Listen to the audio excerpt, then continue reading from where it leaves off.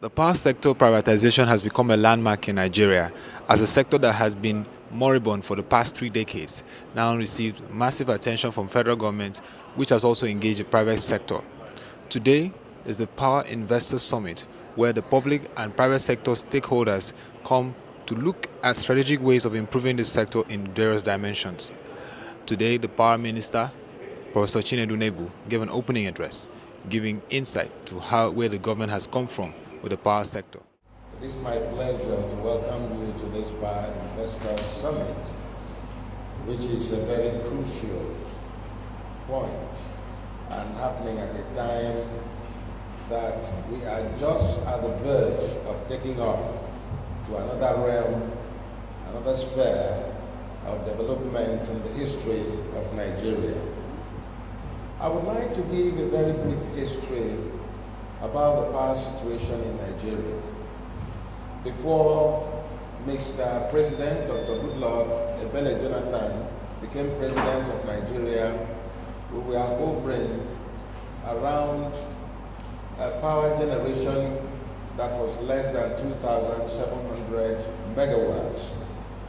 We were also hovering at about 500 million scops of gas production for industry and power before then. We also had a problem of very low investment in the power sector.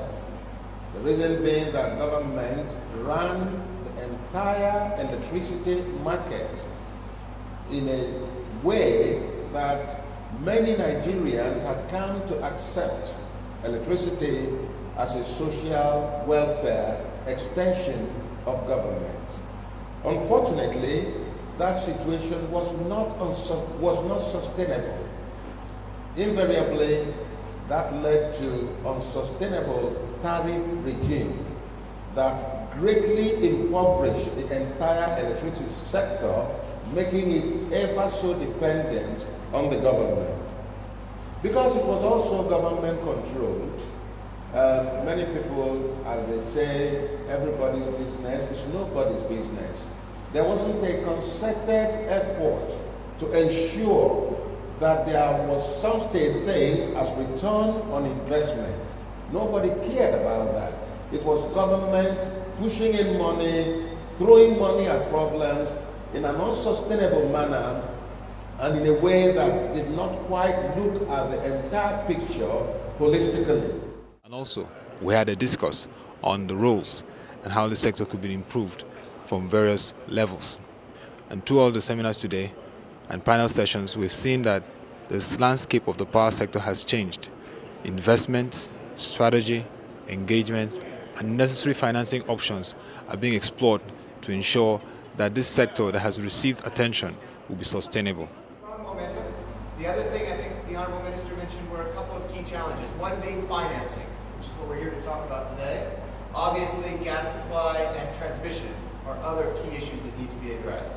At this moment, what I'll do is I'll actually ask each of our other panelists, just sitting here, to basically tell us quickly an introduction to who you are, what your interest is in being here today.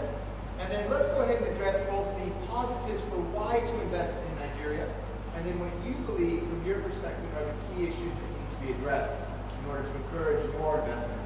And I will start with the gentleman on my left, the chairman of the Presidential Task Force on Power, Bets Jack. Thank you very much. By way of explaining why others should not need to come here, and that's not too difficult to say, and the Honorable Minister has covered quite a lot of them. It's all about opportunity. Nigeria presents huge opportunities, from the demand gap side to the reforms that are taking place.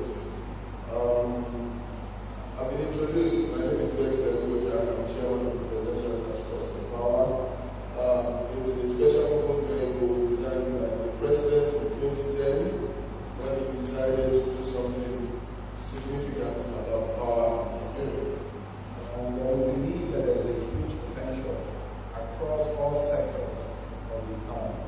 But today we're talking about power, which falls under activity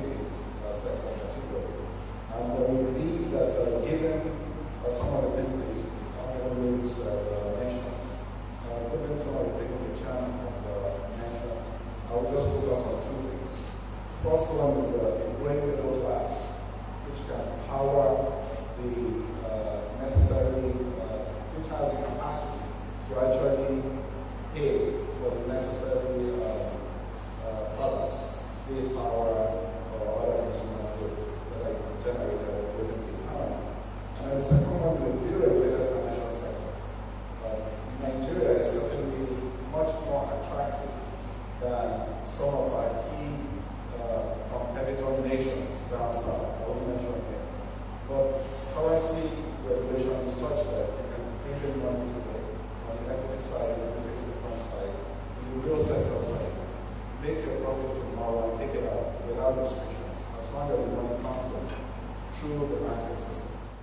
With the resolve of the federal government and with the engagement of the private sector in driving this sector, it is assured that Nigeria will now get it right and begin to experience industrial revolution and transformation through the power sector reforms.